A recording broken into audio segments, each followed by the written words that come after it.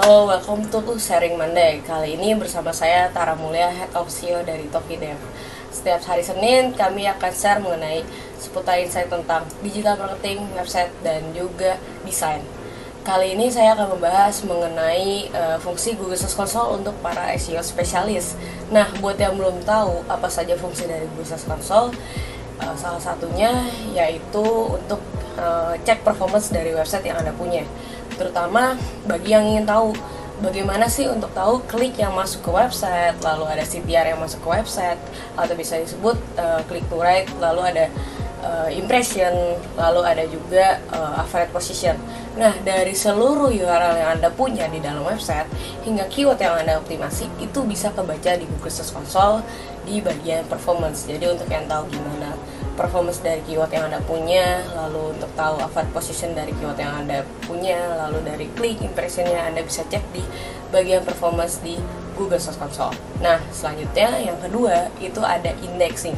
Jadi buat yang pengen baru upload URL-nya dan ini segera diindeks, Anda bisa melakukan untuk request indexing di Google Search Console ataupun untuk ngecek berbagai macam hal yang ada di bagian indexing. Salah satunya yaitu ngecek crawl budget, crawl stat, dan lain-lain. Dari situ Anda juga tahu dari page-page yang Anda punya yang telah diindexing itu ada error kah, ada yang bermasalah kah, atau ada juga yang harus Anda cek supaya tidak mempengaruhi indexing pada page-page tertentu yang memang Anda tunjukkan sebagai halaman yang ditembak sebagai keyword. Yang ketiga itu ada untuk sitemap. Nah, di Google Search Console itu ada fitur sitemap yang bisa Anda cek buat tahu nih dari sitemap yang Anda buat yang sudah ke crawl itu atau yang sudah ke indexing itu berapa. Lalu juga bisa Anda lakukan untuk submit sitemap yang Anda punya. Di sini Anda bisa tahu berapa banyak sitemap yang valid terbaca di Google Search Console. Lalu yang keempat itu ada untuk pengecekan core web vital. Yang pertama itu ada CLS dan CP. Nah, di situ Anda bisa ngecek nih URL mana aja yang terbaca sebagai good URL, bad URL yang bisa nantinya Anda audit kembali sehingga bisa lebih friendly dengan SEO. Lalu yang kelima ada mobile usability dan AMP. Ini saya jadikan satu karena dari sini Anda bisa ngecek nih dari mobile yang Anda punya dan AMP yang Anda pasang apakah itu udah indexing dengan baik atau belum, ataukah ada error atau valid with warning yang harus Anda perbaiki dari pemasangan mobile usability dan AMP Anda. Lalu yang keenam itu ada skema. Nah, bagi yang masang skema semacam setlink search box, lalu ada yang masang breadcrumb atau yang masang skema produk. Nah, kalian bisa tahu nih dari hal-hal yang skema yang Anda pasang itu ada yang bermasalah nggak atau ada yang error. Di sini di bagian Google Search Console pada bagian hal tersebut Anda bisa tahu apa aja yang error, apa aja yang harus diperbaiki walaupun di situ tulisnya valid with warnings ataupun sudah bagus ya itu jadi valid. Lalu yang ketujuh itu ada security issues. Nah, jadi buat yang ngerasa websitenya ada yang duplikat atau gimana, biasanya nanti dari Search Console bisa ketahuan tuh kayak hacked injection atau misalnya ada hal-hal yang mungkin Anda pengen cek ada yang bermasalah nggak dari security yang ada di website Anda. Lalu yang ke-8 ini buat ngecek backlink.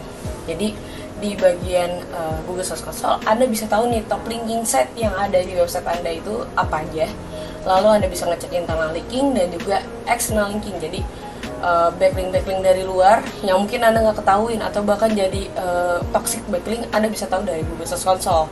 Nanti Anda bisa bantu juga buat disavow dari Search Console yang langsung. Lalu yang ke-9 itu ada international targeting. Di sini buat Anda yang misalnya website-nya ada niatan buat keluar. Jadi nggak cuma di misalnya Anda punya website emang buat Indonesia tapi Anda juga pengen optimasi di luar. Nah, itu ada international targeting yang bisa Anda setting kalau website Anda ingin terbaca atau terindeks di luar dengan baik. Nah, itu bisa dibantu dengan international targeting.